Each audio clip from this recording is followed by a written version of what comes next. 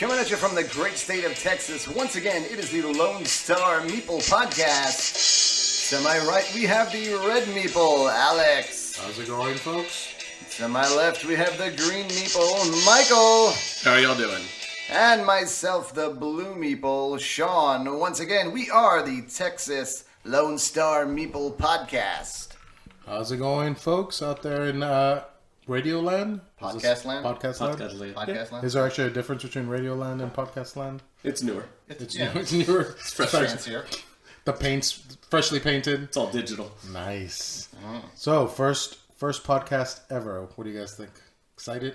Hope it goes well. I hope so. Yeah. All right, so if you're listening to this, stay to the end. You already started it. No point in backing out now. Yeah, right. Sorry. You're probably driving anyway, so.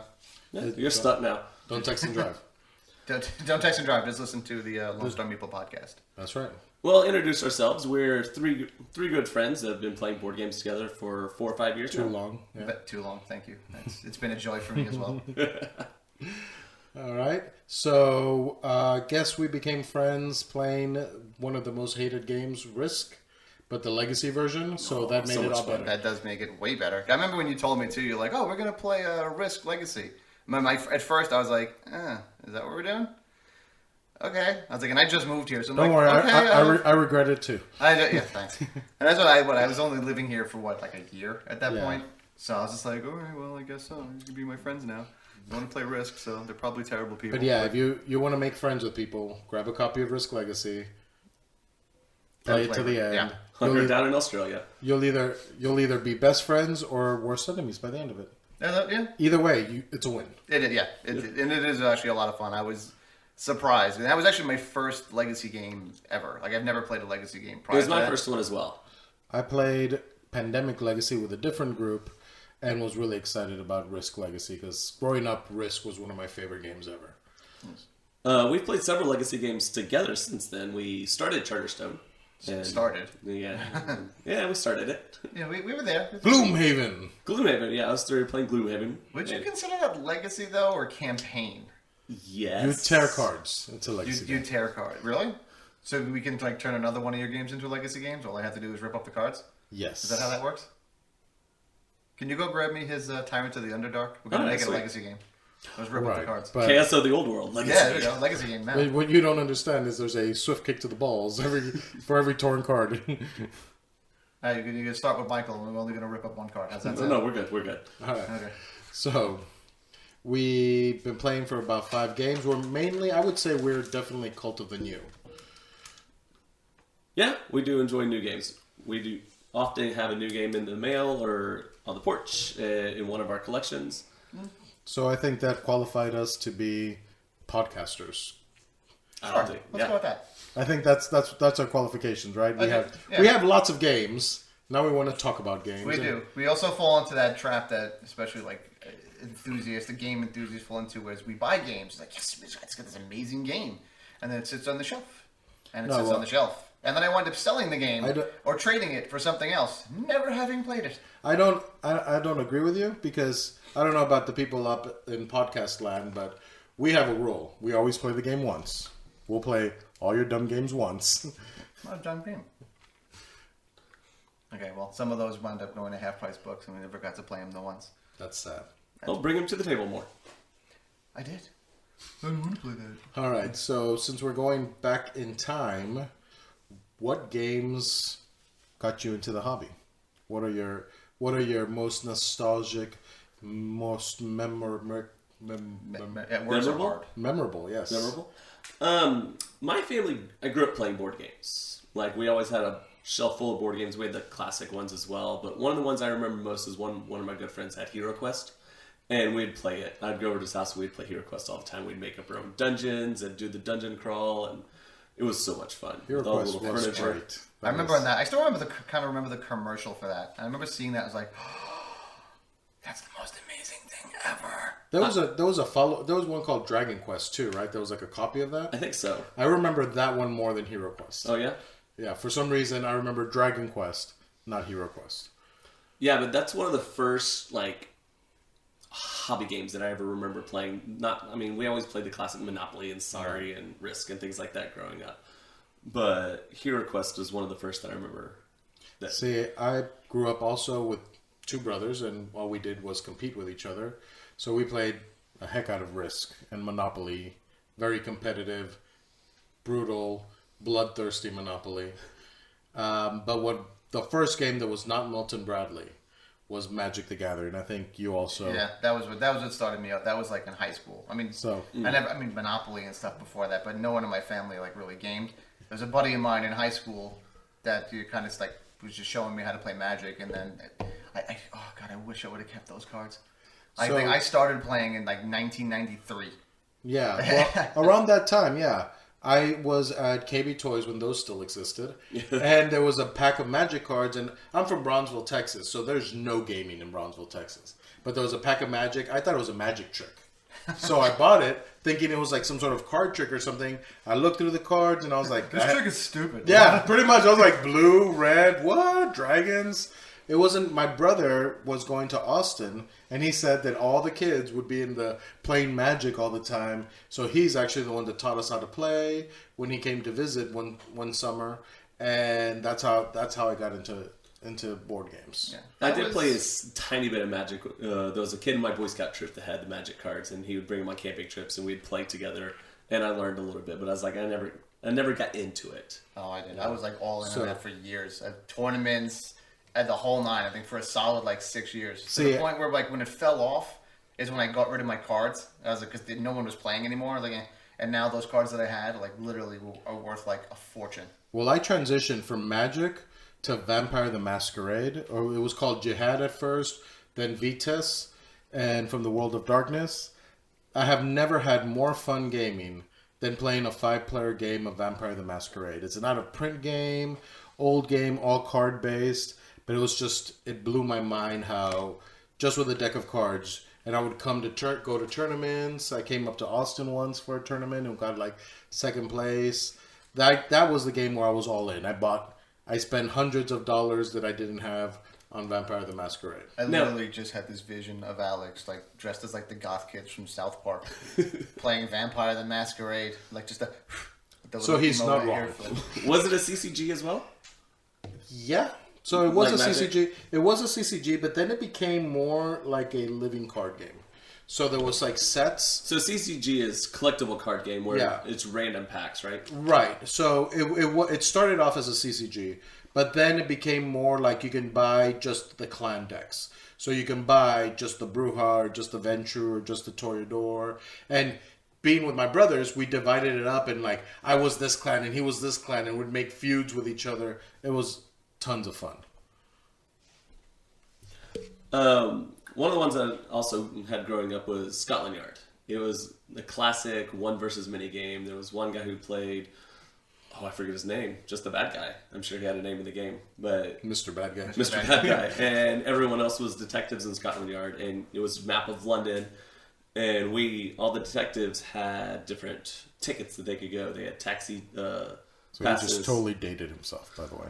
Yeah, I'm older than both of you. Shut up. It had bus passes and subway passes, and you have lots of taxis, but not very many subways.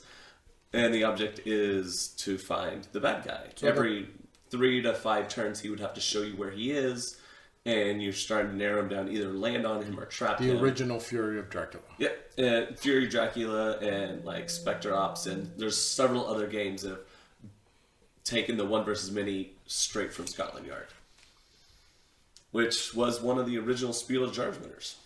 Spiel of Jars. Spiel of Jars. So I think this is a game we can all agree. Munchkin. Oh yeah, that's like the redheaded stepchild of gaming now. Once you get to a certain level, I think I guess what are we like level? I'm like a level 15 gamer now. Munchkin, I'm too good for Munchkin. But yeah, that was there's some of the guys that I played Magic with. We kind of fell off from it, but they invited me over one night. He was like, "Oh, listen, we're doing a game night, at a buddy of mine's house." He's like, "Come by." I was like, "All right, yeah, sounds good. Why not?" And then it was Munchkin. We played that. You were hoping to get some, don't lie. I was, yeah. Well, hey, it didn't work out. But you learned Munchkin. But I learned Munchkin, so it worked out even better. No, you said something about giving me his Munchkin. I don't know. So we played that. And I thought it was cool. I never played anything like that before. I mean, I played Magic, but other than that, I never really had Pictionary, things like that. But I sadly have to agree with everything he said. It was the game where we went into it, and it was like a toward Love Affair. We bought every expansion. I mean, our Munchkin deck was as high as a little 3-year-old child, and we had the Laser Munchkin, the Robot Munchkin, the Ninja Munchkin. We had everything Munchkin, and from one day to the next, it's just kind of like, all right, well, I'm done with that. All right. And I missed all of that. There was a brief time period when I was married. My ex didn't enjoy playing board games very much, so I was kind of out of it. And that's when Munchkin came out. So when I finally got back into board games, I was like, everyone's Munchkin this, Munchkin that. I see it in all the board game stores. I was like, I want to play Munchkin. And when I played it, I'm like, oh. So that whole 2-year period that y'all spit Munchkin lasted one game for me. Yeah, I mean, I very quickly realized, though, that every game played out the same way. It was like, nobody does anything until someone's at, level 7 or level 8.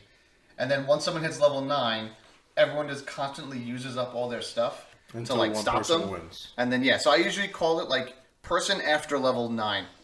They always win, because they get to level 9, everyone blows out their hands To stop it, and then the next person just goes, okay, level 10, I win. Yeah, but Munchkin is something that every gamer needs to go through, I think. That's why it's so popular. At least once. At least once. Yeah, it's like I said, it's the crazy girl that you date for a while and realize, hey, crazy's not for me. Yeah. How is your mom, by the way? She's doing fine, thank you. All right. Sends her regards. Speaking of games that aren't very good, that's a nice segue. Yeah, right. Party games. Sorry, Steve Jackson. He doesn't mean it. The classic party games, Craniums, Categories, Taboo, Encore, we had in our collection growing up, and my parents were our youth pastors, and they hosted a youth group, and so we always had our friends at the house, and even when their friends, my parents' friends came over, one of those games came out. There was also tons of card games that we'd play, always just little games like that around. I never the house. played party games. It was always Risk, Monopoly, those Milton Bradley type of games. I would play Categories and Pictionary. We used to hang out in my boy's basement's house. The basement in his house, not his basement house, but the basement in his house. And Sure, we were Jersey. in college, and we just... Sean's clearly not from Texas. I am not from Texas. I'm from New York. So we would just hang out in the basement, just drink a whole lot, and then play a lot of Pictionary. Yeah, Kool-Aid? Yeah, Kool-Aid. Categories actually got banned at our house when three brothers are playing the Categories. Argumentative, the fights come out just a little bit. So I can agree with that. I hate in categories where it's like things that can fit or things in a briefcase, and people are like bananas. You can put a banana in a briefcase. You can put bad bananas in a briefcase. Yeah. That's double points. No, it's what you usually find. I will fight you on this. Yeah, we always got to get the double word. Yeah, I was always... people would be like, it's bad berries and bananas. I was like, oh, would you stop it? I could just add words and adjectives in, from here until next week, and I got 15 points. We for did that. have a rule that it had to be a common use. Like blue jeans was okay, but a blue marble was not okay. Because blue jeans is a common name, but blue marble's not. Godfather of modern board gaming, Catan. Ugh. It has its place. I look at you with disdain, sir. It does have its place. I'm not does. saying I enjoy playing it anymore, but it's a game that got me where I am. You know what? I think it's either it's like a branching tree. You either go the Munchkin route or the Catan route. You're either gonna stab. I think you're gonna stab your friends in the back, because I did not play Catan until I met you guys. Yeah. And when the first time I played, I was like, "This is dumb. Where's all the murder?" Yeah, that was the first time I played Catan too. I never played it beforehand, and at that time, by then, I was already jumping into these really grandiose games. So I played Catan. I was like, yeah, you either go down the Munchkin route where you like stabbing your friends in the back, or you go down the Catan where you're friendly and trading. Oh, how much wood for my sheep? But what I loved about Catan is the dice didn't move. It wasn't a roll and move. It was the first game I played when I rolled the dice and it did something different. It provided the resources. It gathered. It produced all the resources, and now I have all these resources in my hand. It was a new use for it, yeah, and that's something that happens with a lot of these games. That's why I like playing new games, is figuring out the new ways these designers have of doing things. For example, Dead of Winter. That game blew my mind the first time I played it. It was actually the game where I went, hey, gaming is more than just kind of point salady. I mean, it was cooperative, which I had never really played a cooperative game in my life. But then you throw the whole traitor, and I'm sitting there going, one of you MFs is trying to bring us down, and I'm going to find out what it is. It's not me. Yeah. It's always Alex. It's always Alex. It's always Alex. Wait, no.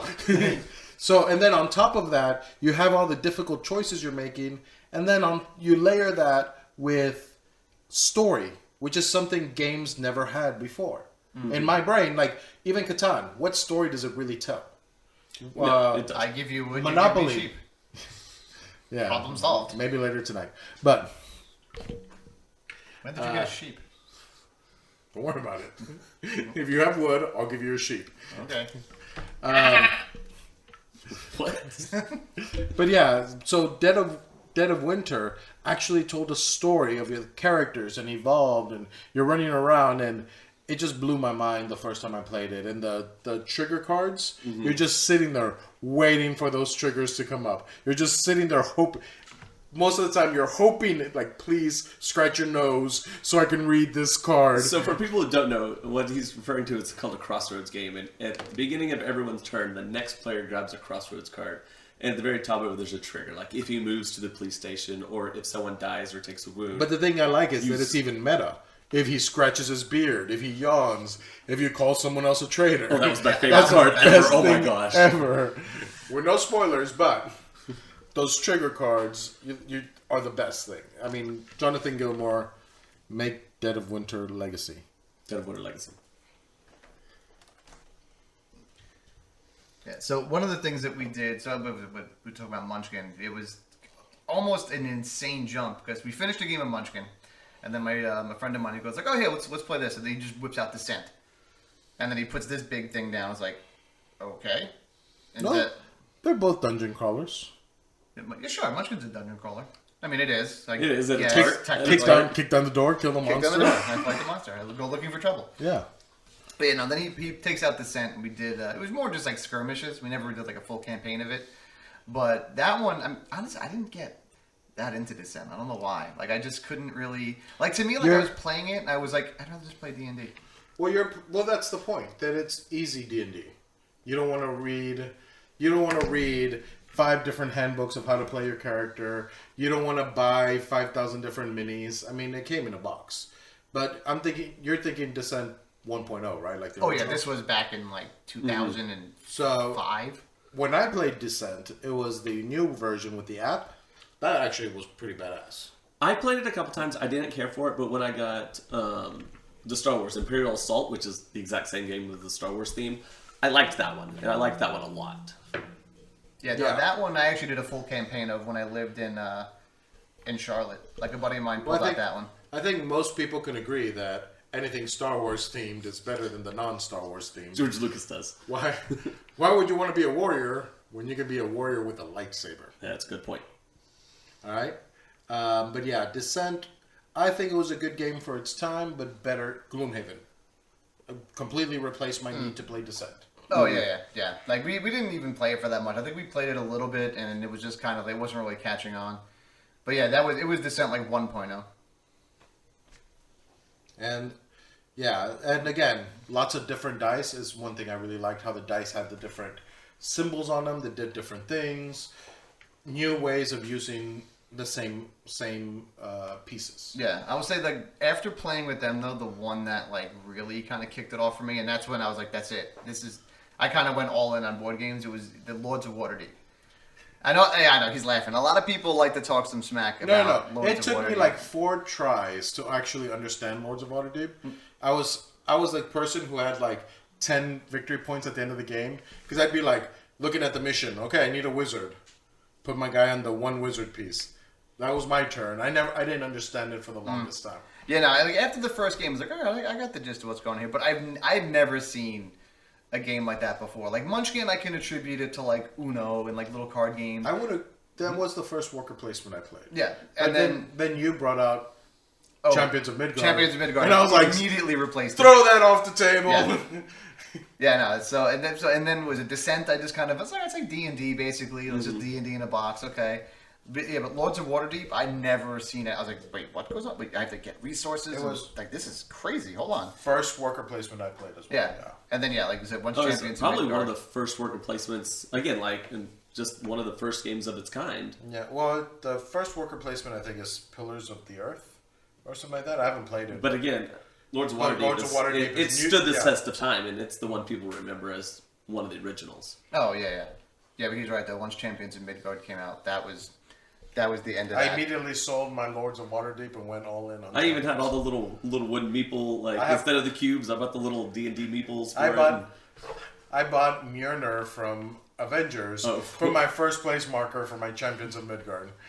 I still need to get the expansions though. I don't know why I've been putting it off. Like, 'cause you got them, so that's why I never bothered picking them up because I knew you had them. I was like, And the big playmat. And the big playmat. The Yeah. blanket. The blanket, yeah. So, and then after the Lords of Waterdeep, that's when I was kind of just, my buddy of mine just kind of kicked me into the deep end of the pool and he pulls out Terra Mystica. Which you both look at me and I still like that game. I love Terra Mystica. I think it's a great game. Too busy falling asleep. Yeah, it's just, I like playing good games. Like, he took that out, and I looked at the playmat. I was like, there's no way I'm ever going to understand this. There's no way. Like, I'm this sorry, is if your insane. turn consists more of moving little things around than actually playing, I don't want to play that game. You only move one or two things. You're And we're Don't gonna bump like the take the table. little Yeah, discs take the and little move them in a disc, circle. and then you move them in a circle, and then And you now take they're the better hexagon, discs. and you move it over here, and you trade this disc for that disc, and then you move this over there, and then you flip the thing over here, and half an hour later, okay, it's your turn. So Oh, for don't those forget of you you can who put a aren't big you can jerks, put a big Oh, yeah. cube that's a building on the board. Yeah, you can put the big cube or the little cube, and you but can if change want- it to a big pyramid. Yeah, how is it any different than any of the other Euros that you play? because the Euros I play are good. So for those of you out there who aren't jerks, Terra Mystica is actually a very good game, and they just came out with the recent expansion for it. So on top of the one that they had previously. It does have great reviews. Anybody out there who's immediately typing hate letters to us, bring it on. I'll fight you. It's a bad game. Yeah, it's one of the few Euros that I'm usually not that huge with Euros, but Terra Mystica was the one that just pulled me in hardcore into the gaming hobby. Euro. And that's why I still have my copy. Like, I'll probably never get rid of it. And I like to, pull it out every once in a while. That's where I'm with my Catan. I still have that original. I think it's the third edition that I have on the shelf that I'd probably not play very often, but I'm never gonna sell it. But the one that finally pushed me into the hobby where I'm playing bigger games was Seven Wonders. I was amazed that 7 people could sit around the table, play with the same deck of cards, and have completely different outcomes. Like, because you do the drafting. So I'm seeing the same cards that everyone else is seeing, but I'm collecting them in a different way. And I'm not only collecting mine, but I'm able to use your resources to the people to the left and to the right of me. That I was just like, this is completely unique and different from anything I've ever played before. I do enjoy Seven Wonders a lot, but the person who taught me how to play was like an ex-girlfriend, so it has that tinge of, I don't like that game because it was her favorite game. So what you're saying is you're a little bit of a schoolgirl. I don't want to play it. That was my girlfriend game. Are you assuming my age and gender? I know your age. He's younger than me, so shut up. But yeah, Seven Wonders is actually a really great game. I really enjoy Seven Wonders Duel. It's a great 2-player game, fantastic strategy to it. Drafting is one of my favorite mechanics. It is a lot of fun. What's funny is I actually played Seven Wonders Duel before I played regular Seven Wonders. Really? Yeah. It just, I don't know, it just worked out that way. As a matter of fact, with you. You were the first person I played Seven Wonders Duel with. I think we were waiting for somebody at the game store. Like, we were just kind of waiting probably for you to show up. Probably. And then, and we're like, we have some time to kill and just play Seven Wonders Duel. Like, okay. Speaking of drafting, I think we can all agree on the next game, Blood Rage. Blood Rage! Is a great game. So that game, I remember it was the first game I played where the loser of every battle was winning. And I hated the game. So Sean pulls it out. Sean whips it out. Doesn't explain anything. So That's not true. I explained the rules. I was man enough to let you play your own game, determine your own strategy. I had a method that I was going to go with. I wasn't going to say, by the way, I'm going to be doing this. So in later podcasts, we're going to be talking about how to teach games. But I like to mention... Add that to the list of things to talk about in the future. Yeah. So he does not explain that there's a Loki strategy in the game. I'm just curious, what is a low-key strategy So, in a A Blood Loki Rage strategy game? is when you're a female dog, for lack of a better word, I think there's better words. and you lose on purpose because What? there are cards, Loki cards, that give you benefits for losing. No way! Yes. This is also the first game where I see that. So Yes. Eric Lang is, now that I know his style of gaming, I know that losers always gain something as well. There's usually benefit Yeah. for losing with this game. But you can go, in Blood Rage, you can go strong Loki, have all your guys dead, and end up with 5,000 points at the end. To be fair, For someone who's never played Blood Rage, Mr. Fair, doesn't know anything about it, I'm taking all the Thor cards, winning all, and every time he'd be like, oh, but I played this card, so I actually win, and I'm taking the points, and I'm sitting there, this is the stupidest game ever.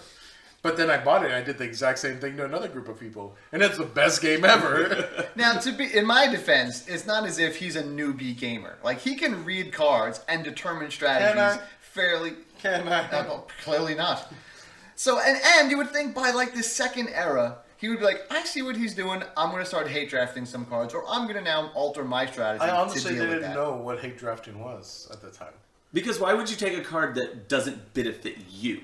And that's lots of people don't understand that. That's sometimes taking this card. I'm not going to ever use it to benefit me, but I'm keeping points away from It's you, indirectly. which is my benefit. It's an indirect, yeah. Indirection is something board gamers learn later in their leveling. Yeah, well, even with Blood Rage, though, there's not really a card in there that doesn't benefit you. There's ones that will combo and work well with what you have, but every card does benefit you somehow, some way. Right, and it's just all a matter of it's how you use But it. that was such an impressive game. The minis, the board, the destruction, I mean, it just when it all ended up, I sat there going, "This is a game I want. Mm-hmm. This is a game."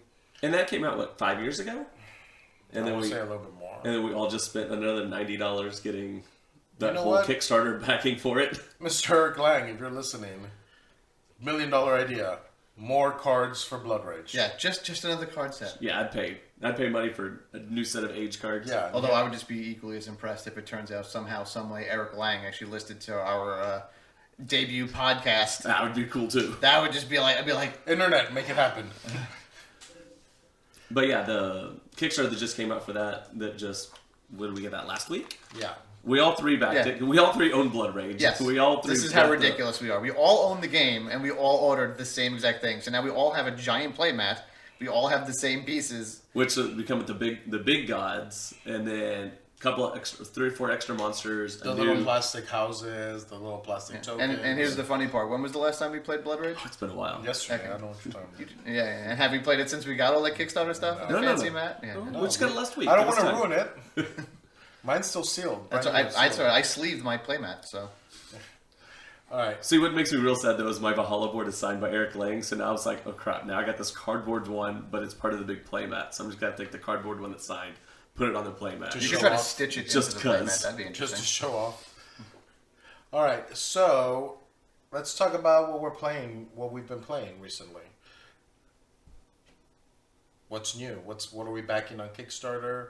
What's coming? Well, I actually What's- just got one yesterday, day before yesterday? Yeah, no, day before yesterday. It was one that I backed a while ago, but it's called Bites. I mainly got it because I I don't have... remember this one. I had it at, yeah, on Sunday. I don't know, you weren't there on I was Sunday, there that's Sunday. right. Yeah, I played it with Scott. He was there. The Irishman. You'll get to meet him. Yeah, you'll meet Scott. He'll be in here like, oh, cheerio. Yeah. But no, so I got it mainly because my daughter is 6 now, and so it's a really simple game. It's not anything overly complex. Basically, what you are is you're ants that have raided a picnic, and you have this trail of food, and you're just moving ants around and just collecting pieces of food, and then the ants will make it to the end at the anthill, and then the food pieces that you acquired will be worth a certain number of points based on how the ants kind of land on the anthill. And that's really all there is to it. All you have to do is match colors. But I got it for her to kind of help with, just adding math and it was pretty simple. And she likes playing games now. But what's cool about it is it comes with stacks of cards.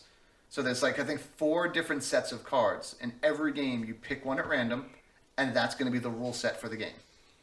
So if you play it in its simplest form, it's very basic and just move an ant, get a thing, get the points.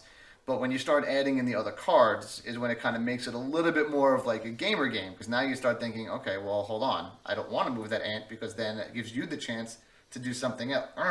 Sometimes those simple games are the ones that are the best. Like, y'all haven't played A Fistful of Meeples, right? Yeah, I've played it. Yeah. So it's a little Mancala game, very simple, but it's just so much fun because there is strategy and simplicity. I will say that is a stupid game. I've Just always 'cause you said lost. that's just who's I lost. did not draw any stone. I literally played 4 rounds without drawing a single That's because he was stone. just focused on getting gold. Every time he pulled out of the bag was gold. He was just hoping for some stones. Yeah, I Gold, literally gold, had gold. one thing built, and I couldn't build anything else. I'm like, there's no chance I have of winning this because I didn't draw any stone. Well, at the 4 beginning of pulls the in a game, row. you get one building for free, and that's just part of the setup. Yeah, that's But the one that I had. The one for every free. building requires a mix of gold and stone, Randomly drawn from a bag. randomly drawn from a bag that has 2/3 gold, 1/3 stone, or something like that. Yeah. Yeah, I didn't draw a single one. So I had the starting building the entire game. But yeah. And then, Michael, we have this gigantic box sitting over here. No, don't talk Would you about like to talk more Don't about talk it? about Alex like that. I did get the Mayday Crocodile board. I've been wanting one for a long time, and then looking at prices are just way expensive. So So you got one that you could see from the moon instead. That was- Yeah. pretty when much. Mayday had their Kickstarter recently, I did spend a little bit more than I probably should have, but I do have a really nice Crocodile board now. I've actually never played that. I've never played it either. I played it several times, and I played it at the conventions on the boards they have there, and they're always really nice. Isn't it basically like shuffleboard? You're just kind of flicking discs and trying to knock them out? Yeah, pretty much shuffleboard or washers, something similar to that. But it's a circle board, and you can play either 1-on-1 or 2 versus 2, or even I think you play 4 versus 1-on-1.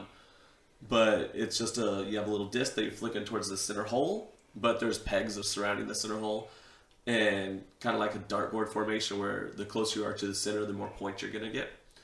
But it requires some skill because one of the rules is you have to hit another piece in order for yours to stay on the board. So if you flick it and it doesn't hit any other pieces, it actually comes off, even if it's scored.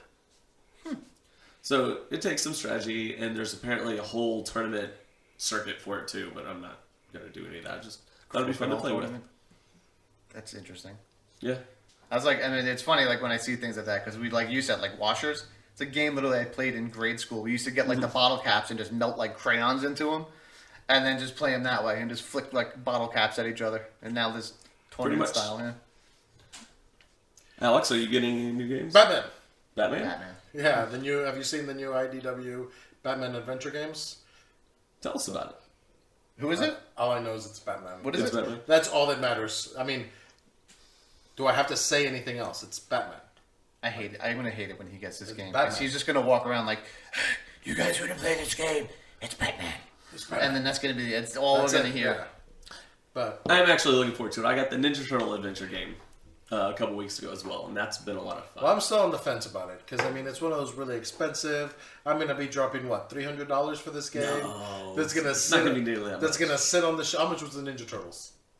$250 All right, for how the much- all-in. How much I spent on Folklore that we still haven't played yet. We Because played once. Whose You fault guys, is that? you were jerks the first time we Whose brought it fault? out. Weren't paying attention to anything. What? Why are you surprised that we were jerks the first time you brought it out and not paying attention to it? I'm not, but All right, but yeah. So my problem is, and I'm guessing this could be a topic for another show, is why spend that much money for a game that's gonna sit on my shelf most of the time? I imagine us playing it once or twice. Because it's Batman. No, it's Batman, dude. No. If they make a Superman, because remember the original Batman Chronicles that came out. For Monolith? Yes, I kept posting. If you make a Superman, I'll back it. Make a Superman, I'll back it. I'll make a Superman bad guy, I'll back it. They never did. They actually responded to me going, "Superman's too powerful for." It's like that's the point. Well- You would have to figure out how to beat Superman with Batman. But if these people make, I mean, they made a movie about it. They did. But did they? Okay, they filmed people doing it. I don't know if I would call it a very So fine if piece of this cinema. Batman Adventures game makes like a Superman expansion, I'm definitely gonna. That's how they can get me.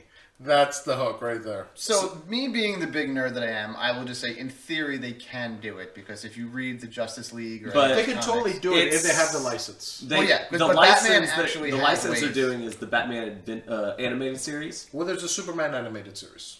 but is the Superman in the Batman animated Yes. series? Yes. Okay. Yes, Okay. that's what I'm saying. So if the Superman from the animated series came out in the Batman Adventure games, I'd probably scream like a little fangirl and back it all in. Yeah. But And in the that's- comics, like Batman has contingencies on how to actually take down every member of the Justice League in case they We ever get turn it. bad. Batman can take down Superman, but I would like to play it out on a game board, On a game and I would like my Batman to kick your Ninja Turtles' ass. That would be a lot of fun, though. Yes, and totally doable because I'm Batman. It's the Ninja Turtles. What's the That'd be a Ninja good Batman fight. would That totally be a beat good up the fight. Ninja Turtles. There's What are you 4 talking of them. 4 versus 1? Robin, Nightwing, Batgirl. There are 4 Batmans. You know, there's only one way to find out. Buy the game. That is a fair point. And speaking about things I'm crazy about, I got Olive Cats. Both of you have played. Have you played? No, I didn't play Olive Cats yet. You've played. I Olive played a Cats. couple times. I mean, I saw you playing. It was pretty much patchwork with cats. Better than Patchwork? Yeah, because they're cats on boats. That makes it better. Yes. I don't understand your argument. That was sarcasm. I mean, there is a reason. I don't why- agree. I think that was just stating a fact. There's also a reason why cat videos on YouTube is like one of The the most internet loves watched things. cats. I don't understand why you guys are fighting on this. But Isle of Cats was a lot of fun. It is, and we played it wrong a couple times, and it was still fun playing it wrong. But it's a great game by Frank West. I think it's his first game, his own publishing, and he knocked it out of the park. Production quality. I mean, this is what you want in a Kickstarter. It shipped fast. Everything came as ordered. I mean, I highly recommend it to everybody out there. Clinic. I got Clinic in the mail. It's a reprint of an older game that I've never actually heard of. I was looking at the Kickstarter. I was like, this game looks like a lot But of you have fun. a thing for hospitals, so you bought it? No? He has a thing for nurses. A little thing. But one of the things I was looking at this game is when you're building the hospital, you're actually building it in 3 dimensions. So when you build a room, it's adjacent to the 4 rooms next to it, also to the room directly above it and the directly below it. So you're putting tiles on these rooms, on these floors. I do want to play it because I've read reviews about it, and people are like, this is heavier than I thought. Oh, and then I got the rule book and I looked at it and I was like, wow. Because you normally don't get the heavy games. Mm-hmm. You're a mid-weight gamer, and you like your weight. Oh, I do. And when you bring games to the table, sometimes I'm not gonna lie, I'm kind of like, we're gonna have to like play Mario Kart. I feel the same way every Downforce? time I get Mario like, Kart Downforce is fun, though.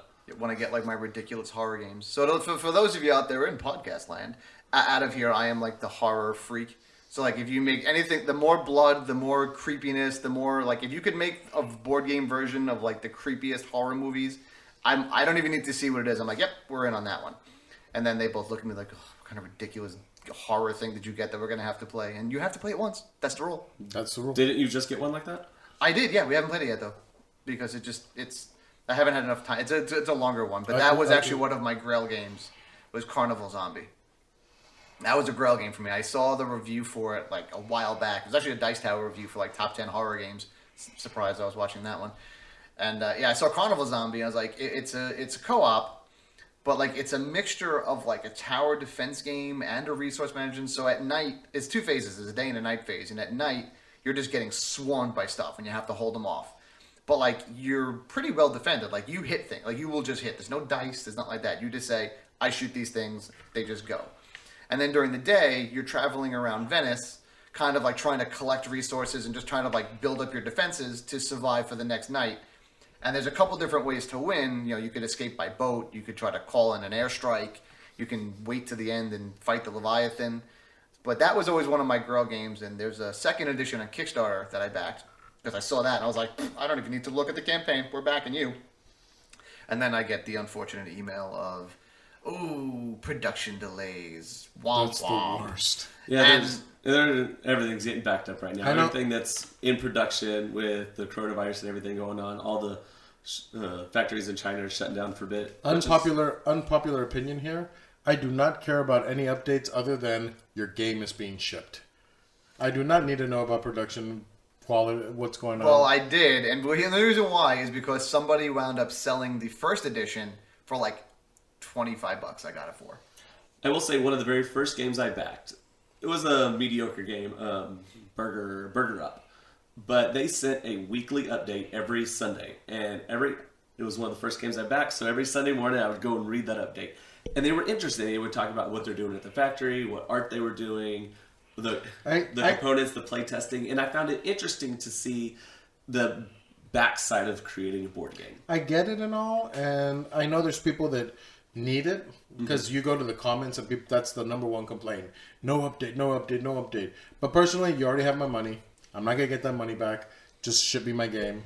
Work harder on getting my game faster to me. Yeah, I'm mostly the same way. Like if I see an email, I'll glance over it, even if I read it, and then or if I haven't gotten it in a while, I'm like, oh, I wonder what's going on with this one, and I'll check. I'm like, oh, it's delayed. Okay, and then I just kind of move on. Well, that's Kickstarter for you. Delay. But since I had the opportunity to get the first edition, I was like, all right, I'm jumping on this because it's going to be a while. And it'd be fun because then maybe in like a future podcast, I can actually do a comparison of first edition versus second things edition. to look forward to, podcast land. And speaking of co-ops, I hate co-ops, but Kickstarter has one that is tickling me all over. It's called How to Play Nice with Others, Mr. I Hate Co-ops. I don't like co-ops. I want to murder. But Yeah, this is... Asking about the time we played Flashpoint and he just saved the cat and let the house burn. I saved the cat. Okay, people in podcast land, tell me if saving the cat is the wrong choice. But The house burned down. the cat was saved. But Like 2 turns. You're Two his things. roommate, so you know at least Two who's going to things. get the priority if something were to happen here. Speaking of which, if you hear microphones being buzzed, banged, or cats meowing, yeah, there's 2 in the house. They're the One mascots of which for the local. is sitting on the table at the moment. But Simon company or come on. Come on. I am not. That- I cannot. They- I cannot say that with a straight face. There's no way I'm calling him. Come on.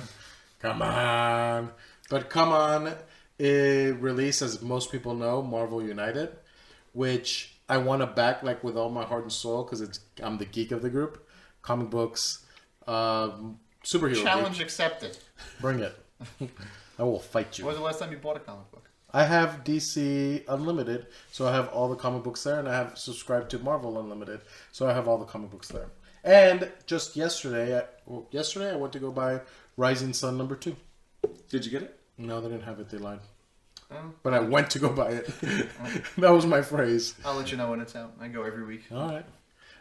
But Marvel United came out on Kickstarter, and Chibi's Marvel Chibis. They're like when you get regular, like let's say the Hulk, and you give him a big head and big arms and a little body, and you make him look really cute. Like Arcadia. Think of Arcadia Oh, yeah. Quest. Yeah. Okay, those are called chibis. That's the art style. Big eyes, big muscles, little bodies. Yes. But I really want to back that, but it's a co-op. And that has like 2 sides of me conflicting. But it's like Marvel and all the Avengers. I know, right? And it's But only like also- $130 for the all-in right now. I'm willing. Has I'm a willing playmat. to. It has a playmat? Has a playmat now. Oh. If they did, here's another idea for you, Mr. Eric Lang. If they did a crossover with Arcadia Quest, I'd be more interested. Right? You're literally Not a bad looking. idea. Yeah, because they're chibis, so it would totally fit. Or Starcadia Quest, the new one that's coming out. The Starcadia. When does that one come in? Didn't you break that one? Delayed. Yeah, delayed. It's, yeah. They might be waiting to do like Marvel Cadia. All right, so yeah, that game just the minis look amazing. Lots of stretch goals. I might back it just to have it. Maybe put it up for trade or sell. I don't know, but man, See, there's a playmat. people out in podcast land, tell me your opinions. Why should or shouldn't I get it? You should All right, totally so it kind of looks like our time is running up. Yeah, but I did just kind of want to say, because there was something you had mentioned about the whole Kickstarter updates things. I backed one that I'm actually following every single update is Wonderland Wars. Oh, That was when you sent me that like months ago because you know I'm also a weirdo. I really into like you give me on the horror genre. He also thing, likes little blonde girls. I'm marrying a blonde girl. Not a little one, not a little girl. Before you even... Man, he walked To right... be clear, to Holmes be Leslie. clear, she is 39. She is my age. He walked right into that one. I'm just saying. So, but like when it comes to like creepy fairy tale stuff or like American McGee's Alice is like one of the most amazing games for me. It's like an old school. That like, was creepy. really cool. I remember when that came out. That was. Yeah, so I saw Wonderland Wars and like Alice in Wonderland. I always like, especially like the darker twist of it. Have you ever read the Looking Glass Wars? Yeah. Yeah, That's that was really really good. cool. Yeah. But this one, the updates that they send you is story behind the game. So the premise of the game is after Alice left Wonderland, everything was kind of left in disarray. And the world that was so based on chaos now had a level of order injected into it because of Alice being there. And the place is falling apart now because they don't know how to deal with that. Because it's built, the world is based around nonsense and chaos and madness. And now that his order has been injected in there, Wonderland is like falling apart. So the premise of the game, it's like an area control kind of bag builder, but you're playing as a faction. Your luck. Yeah, it looks good. If he wasn't backing it, I would definitely back it. I have their previous game, the Grim Forest. Production quality is excellent. The art is awesome on it. And it's the same designer and the same publisher. So I expect nothing but great quality from the art and the... It's pretty but cool. I would watch like playthrough videos because like Grim Forest, the play might be a little more simple than what you're expecting. I still, it's not going to change anything. It's not gonna change. I'm back to honestly more based off theme than I did off of play style. But all the updates that come through there, it's like another snippet of the story. It tells you like a backstory of one of the characters, like what's going on with the Red Queen, what's going on with the Mad Hatter. So, but I think we're gonna wrap up for now. I think that's a good first podcast. First podcast. I think this is successful. So so again, we're gonna be kind of checking in things we do. If the audio quality is a little off, we're still kind of working on things that here and there. Trying to figure out things to talk about. So if you have any ideas on things that we should talk about, we're let us on know. all the social medias. We have Instagrams and Facebooks and emails. We have the emails, guys. We are high tech. The email is at thelonestarmeeple@gmail.com. Please hit us up. Send us your hate mail or your love mail. Instagram We'll read them both. But give us your thoughts. lonestarmeeple.com. Kind of tell us what you're thinking, what you'd like to hear. Kind of maybe just some suggestions or just some feedback about the podcast in general. And we will see you guys next time.